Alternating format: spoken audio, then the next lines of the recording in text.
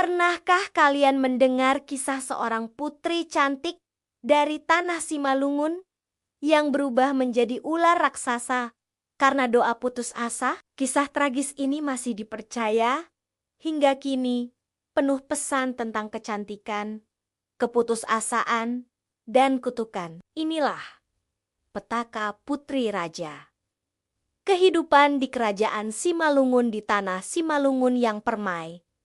Berdiri sebuah kerajaan makmur. Sawah terbentang hijau, rakyat hidup tenteram, dan raja bersama ratu dikenal bijaksana. Namun, di balik kemegahan istana, ada sebuah kisah kelam yang masih jadi dongeng turun-temurun. Putri sematawayang mereka dikenal jelita. Rambutnya panjang berkilau bagai sutra.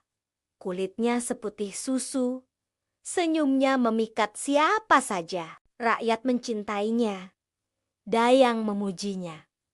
Bahkan burung-burung di tepi danau berhenti berkicau setiap kali ia duduk di atas batu besar, mencelupkan kaki mungilnya ke air yang bening. Putri tumbuh sebagai gadis yang berbakti. Ia selalu patuh pada titah raja dan ratu.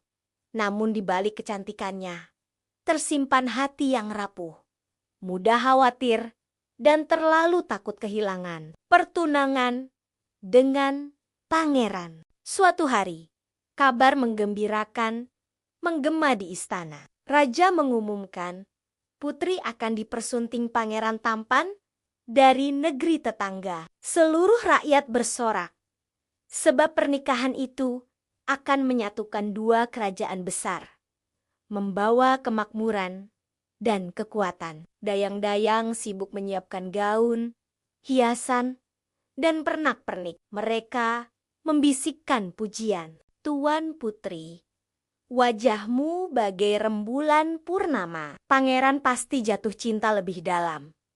Putri tersenyum tipis, namun di matanya ada kegelisahan. Ia berkata pelan pada bayangannya di air danau. Apakah kecantikan ini akan abadi? Apa jadinya bila suatu hari aku kehilangan semua ini? Tak seorang pun menyangka kata-kata itu seakan menjadi pertanda datangnya petaka. Musibah di danau. Suatu siang, Putri kembali mandi di danau bersama dayang-dayangnya. Awalnya cerah, namun mendadak langit mendung. Angin bertiup kencang, pepohonan bergetar. Tiba-tiba sebuah dahan besar patah dan jatuh menimpa wajah Putri. Jeritan nyaring memecah keheningan. Darah segar mengalir. Hidung Putri hancur sebelah. Dayang berteriak panik. Putri gemetar, meminta cermin. Begitu melihat wajahnya rusak, ia menangis histeris. Tidak, wajahku rusak. Bagaimana aku bisa menikah dengan pangeran kalau seperti ini? Dayang mencoba menenangkan. Tetapi Putri menepis tangan mereka. Ia merasa seluruh dunia runtuh dalam sekejap.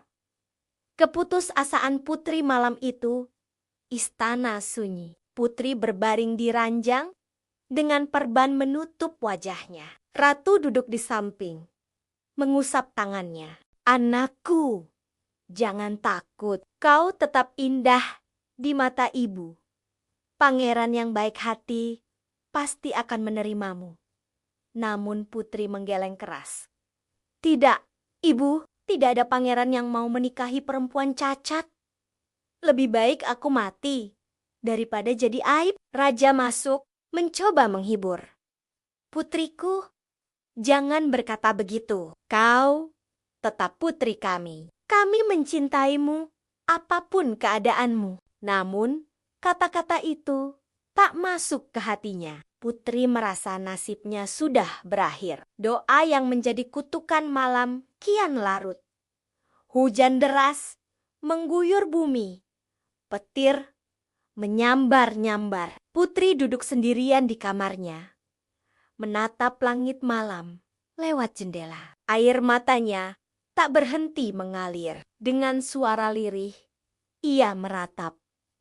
Tuan, ambillah aku dari dunia ini. Lebih baik aku lenyap daripada jadi aib bagi keluarga.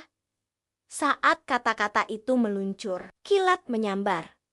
Cahaya putih menyelimuti kamar. Putri menjerit. Dayang di luar mendengar teriakan ngeri. Mereka berlari masuk dan terkejut. Kulit putri ditumbuhi sisik keemasan. Rambut indahnya rontok, tubuhnya memanjang.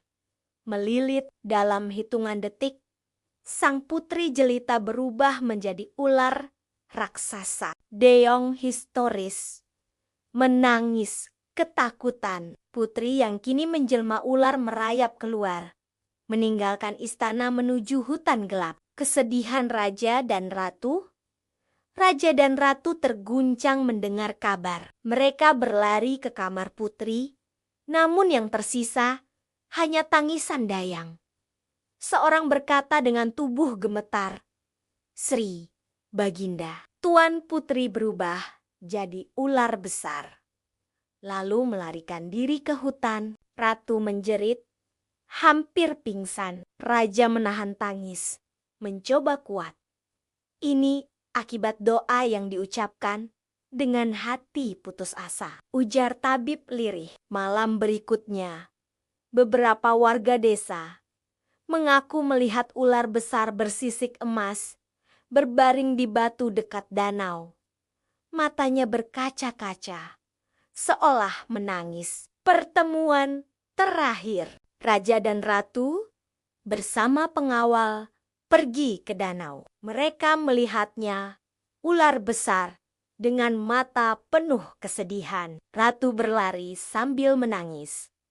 "Putriku, apakah benar itu kau?" Ular itu mengangguk perlahan, lalu menjulurkan lidah, seolah berkata maaf. Air mata mengalir dari matanya yang besar. Raja berteriak, "Putri, kembalilah. Kami tak peduli dengan keadaanmu.